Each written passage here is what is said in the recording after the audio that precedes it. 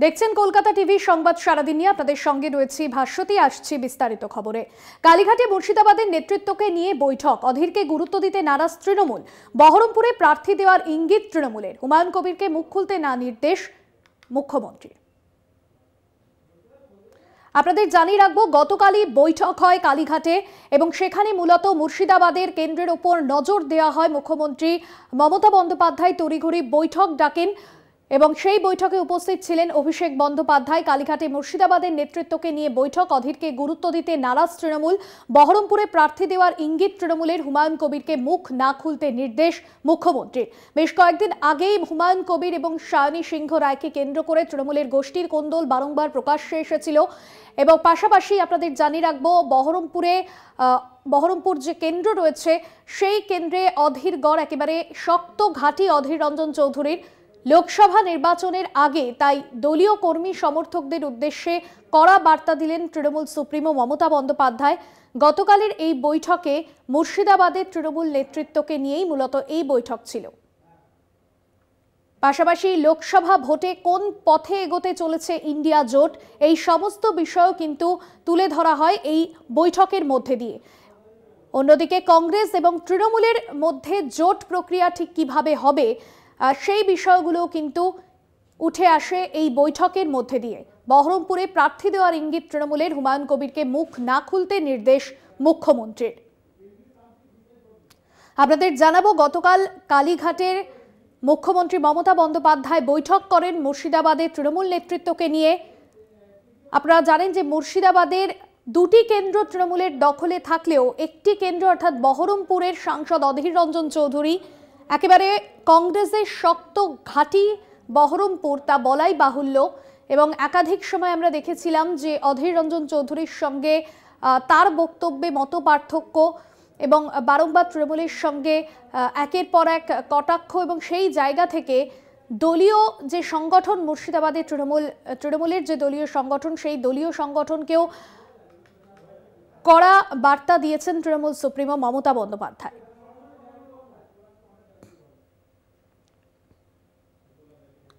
কালীঘাটে মুর্শিদাবাদের নেতৃত্বকে নিয়ে বৈঠক, অধীরকে গুরুত্ব দিতে নারাজ তৃণমূল। বহরমপুরে প্রার্থী দেওয়ার ইঙ্গিত তৃণমূলের, হুমায়ুন কবিরকে মুখ না খুলতে নির্দেশ মুখ্যমন্ত্রীর। বারংবার হুমায়ুন কবির একের পর এক মন্তব্য করেছেন, সেই জায়গায় দাঁড়িয়ে অস্বস্তিতে পড়েছেন তৃণমূল শিবির। অধীর ফ্যাক্টর নন, এমনটাই বার্তা মমতার। বহরমপুরেও প্রার্থী দেওয়ার ইঙ্গিত তৃণমূলের। কল্যাণ চন্দ্র আমাদের প্রতিনিধি রয়েছেন সরাসরি আমাদের সঙ্গে। কল্যাণ, আমরা দেখলাম গতকাল কালীঘাটে যে বৈঠক হলো, সেই বৈঠক থেকে যেরকম নির্যাস উঠে এলো, পাশাপাশি অধীর রঞ্জন চৌধুরীর শক্ত ঘাঁটি বহরমপুর, সেই জায়গা থেকে কি ভাবনা রয়েছে এবং সেখানে তৃণমূল নেতৃত্ব বা তৃণমূলের সংগঠন তাদের ঠিক কি অবস্থান লোকসভা নির্বাচনের আগে? দেখো ভাস্বতী, যদি বলো যে বহরমপুর লোকসভায় তৃণমূলের কি অবস্থা, তাহলে বলে রাখি যে বহরমপুর লোকসভার মধ্যে যে 7টি বিধানসভা রয়েছে, সেই 7টি বিধানসভায় গত বিধানসভার যে ভোট হয়েছিল তাতে কিন্তু 4টে বিধানসভায় এগিয়েছিল তৃণমূল এবং 3টে বিধানসভায় কংগ্রেস। যার ফলে কংগ্রেসের তো এই লোকসভার মধ্যে একটিও বিধানসভার আসন নেই। উপরন্তু অধীর চৌধুরীর যে গড় ছিল বহরমপুর, সেই বহরমপুরটাকেও ছিনিয়ে নেয় বিজেপি। যার ফলে তৃণমূলের সঙ্গে বিজেপির লড়াই এই বহরমপুর লোকসভায় এরকমটাই কিন্তু অঙ্ক মিলেছে। তৃণমূল সূত্রে খবর যে বহরমপুর লোকসভার 4,25,000 ভোটে এগিয়েছিল কংগ্রেসের চেয়ে তৃণমূল, পাশাপাশি 2,45,000 এরকম ভোটে বিজেপির চেয়ে এগিয়েছিল তৃণমূল। যার ফলে কিন্তু কংগ্রেসের যে গড় বলা হচ্ছে, সেই কংগ্রেসের গড় কিন্তু বহরমপুর লোকসভার মধ্যে পড়ছে না, এরকমটাই দাবি তৃণমূলের। পাশাপাশি ইন্ডিয়া জোট, যে ইন্ডিয়া জোটে তুমি জানো যে মমতা বন্দ্যোপাধ্যায় এই রাজ্যে 2টি আসন ছেড়ে দেওয়ার কথা বলেছিলেন, ঘোষণাও করেছিলেন, এবং সেই 2টি আসন হচ্ছে বহরমপুর লোকসভা এবং মালদা। কিন্তু এই ঘোষণার পরেও কংগ্রেস যে জোটের অন্যতম শরিক, সে অধীর চৌধুরী বহরমপুরে একাধিকবার বলেছেন যে তিনি কোনো জোট চান না, তিনি একাই লড়তে চান। এবং এমনকি অধীর চৌধুরী মুখ্যমন্ত্রীকে সরাসরিও চ্যালেঞ্জ করেছিলেন যে মুখ্যমন্ত্রী বহরমপুরে এসে দাঁড়ান, তার বিরুদ্ধে দাঁড়ান। যার ফলে এই যে অধীর চৌধুরীর যে কথাবার্তা, অধীর চৌধুরীর যে বক্তব্য, তাতে কিন্তু যে জোট, সেই জোট প্রক্রিয়া আস্তে আস্তে আস্তে ভেস্তে গেছে। যা স্বাভাবিকভাবেই গতকালকে কালীঘাটে মুখ্যমন্ত্রী মমতা বন্দ্যোপাধ্যায় তৃণমূলের যে সমস্ত জেলার নেতাদের নিয়ে, সেই নেতাদের নিয়ে তৃণমূল সুপ্রিমো পাশাপাশি অভিষেক বন্দ্যোপাধ্যায় তারা ইঙ্গিত দিয়েছেন যে মুর্শিদাবাদের যে 3টি লোকসভা আসন রয়েছে, অর্থাৎ মুর্শিদাবাদ লোকসভা, জঙ্গিপুর লোকসভা এবং সর্বোপরি বহরমপুর লোকসভা, এই বহরমপুর লোকসভাতেও জেতার জন্য, লড়াইয়ের জন্য প্রস্তুত থাকতে, অর্থাৎ 3টে আসনেই প্রার্থী দেবে তৃণমূল, এরকমটাই ইঙ্গিত দিয়েছেন তৃণমূল সুপ্রিমো মমতা বন্দ্যোপাধ্যায়। আর এই ইঙ্গিতের পরেই কিন্তু কংগ্রেসের যে অবস্থা হয়ে দাঁড়িয়েছে, কারণ কংগ্রেস সবসময় চেয়েছে যে তার পাশে সিপিএম থাকুক, সিপিএমও যেমন চেয়েছে তার পাশে কংগ্রেস থাকুক, কারণ সিপিএমের যে ভোট ব্যাংক, সিপিএমের পাশে কংগ্রেস যদি না থাকে সিপিএম আরও নিশ্চিহ্ন হয়ে যাবে, এরকমটাই সিপিএমের ভাবনা। সিপিএমের যারা কমরেড রয়েছেন তারা জানেন, পাশাপাশি কংগ্রেসও জানে যে সিপিএম যদি তাকে ভোট দেয় তাহলে অধীর চৌধুরীর পক্ষে জেতা সম্ভব হবে। তোমাকে আরেকটা বিষয় বলে রাখি, বহরমপুর লোকসভায় গতবার এক সন্ন্যাসীকে, বহিরাগত এক সন্ন্যাসীকে এনে দাঁড় করিয়েছিল বিজেপি, এবং অধীর চৌধুরীর রাস্তা কিন্তু অনেক প্রশস্ত হয়ে যায়। অধীর চৌধুরীর এই বিজেপির সঙ্গে যে লড়াই ছিল বা তৃণমূলের সঙ্গে যে লড়াই ছিল, বিজেপি কিন্তু 3য় পজিশনে চলে যায়। যার ফলে কিন্তু এবার বহরমপুর যে লোকসভা, সে বহরমপুর লোকসভায় ইতিমধ্যেই রাজ্য বিজেপি সভাপতি সুকান্ত মজুমদার একাধিকবার এসেছেন। তিনিও তার বক্তব্যে স্পষ্ট করেছেন যে বহরমপুর লোকসভা এবার ছেড়ে দেওয়া যাবে না, বহরমপুর লোকসভায় লড়াই এবার বিজেপি করবেই। কারণ হচ্ছে বহরমপুর এবং বহরমপুরের পাশে যে লালবাগ, যদিও লালবাগটা মুর্শিদাবাদ লোকসভার মধ্যে পড়ে, কিন্তু বহরমপুরের যে হাওয়া বিজেপি রয়েছে, সেই হাওয়াটাকে, বহরমপুরের যে সমর্থন রয়েছে বিজেপি, সেই সমর্থনটাকে কাজে লাগাতে চাইছে বিজেপি। যার ফলে রাজনৈতিক সমীকরণ যদি দেখো, তাহলে কিন্তু অধীর চৌধুরীর যারা কংগ্রেস সমর্থক রয়েছেন তারাও জানেন যে বিজেপি যদি হেভিওয়েট প্রার্থী দেয় আর তৃণমূল যদি প্রার্থী দেয়, তাহলে কিন্তু তাদের দাদার অর্থাৎ অধীর চৌধুরীর লড়াইটা একটু কঠিন হয়ে যাবে। অধীর চৌধুরী যেভাবে 75,000, কোনোবার 1.5 লাখ, কোনোবার 2 লাখ ভোটে জয় হয়েছেন, অর্থাৎ 5বার এমপি হয়েছেন, সেই লড়াই আসন্ন লোকসভা নির্বাচনে কিন্তু কঠিন হয়ে দাঁড়াবে। এটা কংগ্রেস সমর্থকরাও জানেন, কংগ্রেস কর্মীরাও জানেন। যার ফলে আমাদের নজর থাকবে যে আগামী দিনে আমাদের নজর থাকবে অধীর চৌধুরী কি বলছেন এবং এই লোকসভার আসনে কে কোনভাবে প্রার্থী দেয়। ধন্যবাদ জানাবো কল্যাণ চন্দ্র আমাদের প্রতিনিধি ছিলেন আমাদের সঙ্গে। অন্যদিকে গতকালের এই বৈঠকের পর যেমনটা মুখ্যমন্ত্রী বার্তা দিয়েছেন, অধীর চৌধুরী ফ্যাক্টর নন, কি বলছেন বিজেপি সাংসদ দিলীপ ঘোষ এ প্রসঙ্গে শোনাই আপনাদের। আগামী ইলেকশন লড়াই হবে, বিজেপি জিতবে, বিজেপি একা লড়বে, এতে কোনো সন্দেহ নেই। কে দ্বিতীয় স্থানে আসবে তার লড়াই চলছে। আমাদের কোনো দালালও দরকার নেই, কেউ কাউকে স্ট্যাম্প দিতে পারে, বিজেপির কিছু যায় আসে না। বিজেপি কোনো দালাল পোষে না, দালালি করে না। আমরা আমাদের সংগঠন, আমাদের নেতা, আমাদের কার্যপদ্ধতি, আমাদের আদর্শ নিয়ে লড়াই করছি, মানুষ আমাদের আশীর্বাদ করেছে। অধীর রঞ্জন চৌধুরী ফ্যাক্টর নন, এমনটাই বার্তা দিয়েছেন গতকালের বৈঠকের পর তৃণমূল সুপ্রিমো মমতা বন্দ্যোপাধ্যায়।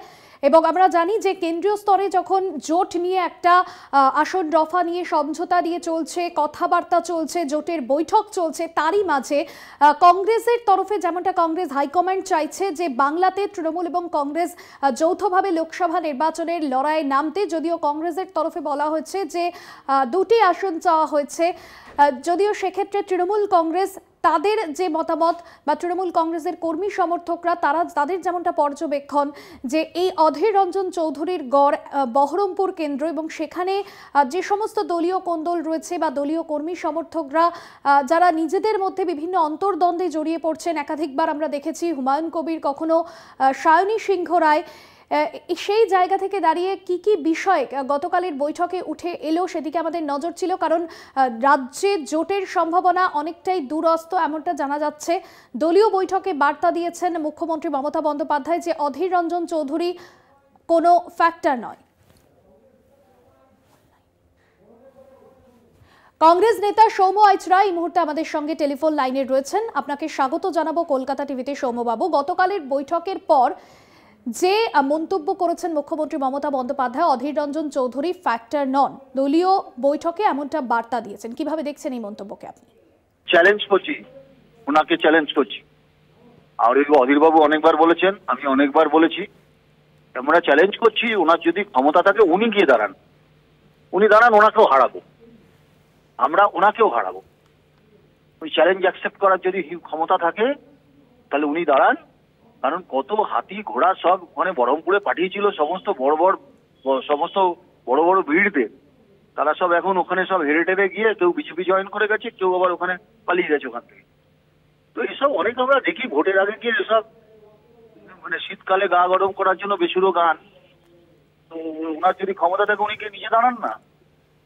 এই করতে গিয়ে নন্দীগ্রামে হেরেছেন, আবার বহরমপুরে আমরা হারাবো। বেশ, অনেক ধন্যবাদ জানাবো আপনাকে। কংগ্রেস মুখপাত্র সৌম্য আইচ রায় ছিলেন আমাদের সঙ্গে।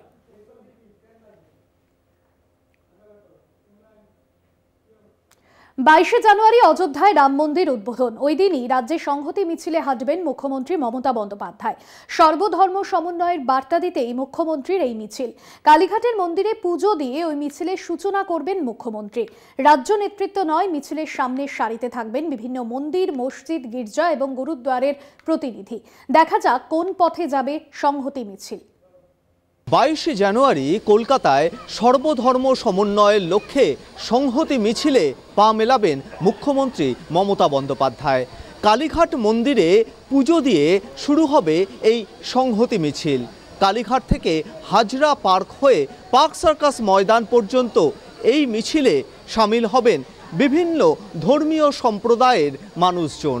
তাতে পুরোহিত, মুয়াজ্জেম, ফাদার, এমনকি গুরুদ্বারের প্রতিনিধিরাও তারাও কিন্তু সমানভাবে এই সর্বধর্ম সমন্বয়ের লক্ষ্যে সংহতি মিছিলে পা মেলাবেন। আর তার সঙ্গে থাকবেন বহু সাধারণ মানুষ। সব মিলিয়ে এই সংহতি মিছিলকে ঘিরে কালীঘাট মন্দির থেকেই শুরু হবে এক শুভ সূচনা। এছাড়া রাস্তায় যে সমস্ত ধর্মীয় স্থান রয়েছে, মন্দির রয়েছে, মসজিদ রয়েছে বা গুরুদ্বারা রয়েছে, সেই সমস্ত জায়গায় প্রার্থনা করবেন মুখ্যমন্ত্রী মমতা বন্দ্যোপাধ্যায়। এই গুরুদ্বার থেকে শুভেচ্ছা নিয়ে এবং এই গুরুদ্বারে প্রার্থনা জানিয়ে আবারও সেই সংহতি মিছিল গিয়ে পৌঁছবে পার্ক সার্কাস ময়দানের কাছে। সবশেষে পার্ক সার্কাস ময়দানে সর্বধর্ম সমন্বয়ের লক্ষ্যে হবে এক সভা। সেখানেও বক্তব্য রাখবেন মুখ্যমন্ত্রী মমতা বন্দ্যোপাধ্যায়। ক্যামেরায় আনন্দ চক্রবর্তীর সঙ্গে সত্যসুন্দর ভট্টাচার্য, কলকাতা টিভি। রাম মন্দির উদ্বোধনের আর হাতে গোনা মাত্র দুদিন বাকি। অযোধ্যায় আগামীকালই পৌঁছবেন প্রধানমন্ত্রী নরেন্দ্র মোদী। 22শে জানুয়ারি বেলা 12:30 থেকে শুরু হবে অভিষেক অনুষ্ঠান। ইতিমধ্যে 7000-এরও বেশি মানুষ আমন্ত্রিত। এই রামলালার মূর্তি যেরকম গতকালই সামনে এসেছে, উদ্বোধনের কাউন্টডাউন শুরু হয়ে গিয়েছে। অযোধ্যাবাসীর কাছে এতদিনের অপেক্ষার এক মুহূর্ত। অযোধ্যা জুড়ে কড়া নিরাপত্তা এবং প্রস্তুতি একেবারে চূড়ান্ত পর্যায়ে চলছে। 22শে জানুয়ারি অযোধ্যায় রাম মন্দির উদ্বোধন। রামলালার মূর্তির ছবি ইতিমধ্যেই প্রকাশ্যে এসেছে। সরাসরি রয়েছেন আমাদের প্রতিনিধি বাসুদেব যাদব। বাসুদেব, তৈয়ারি কি ছবি তসবির হ্যায়?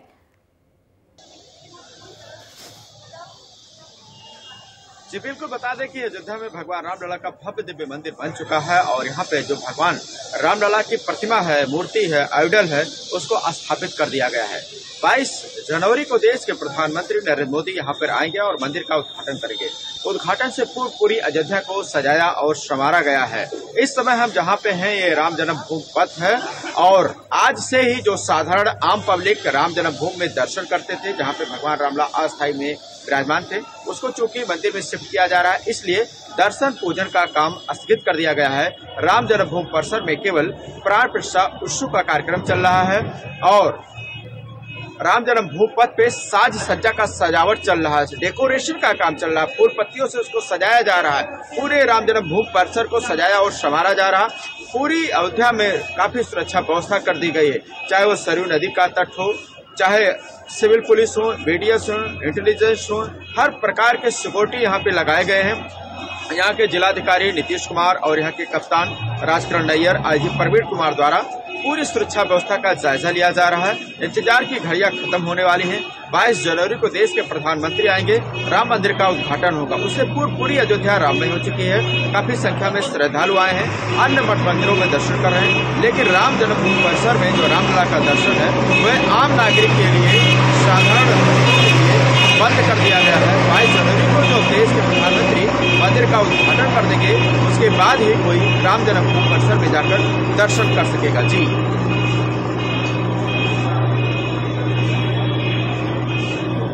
শুক্রিয়া বাসুদেব জি। বাসুদেব যাদব আমাদের প্রতিনিধি ছিলেন সরাসরি আমাদের সঙ্গে।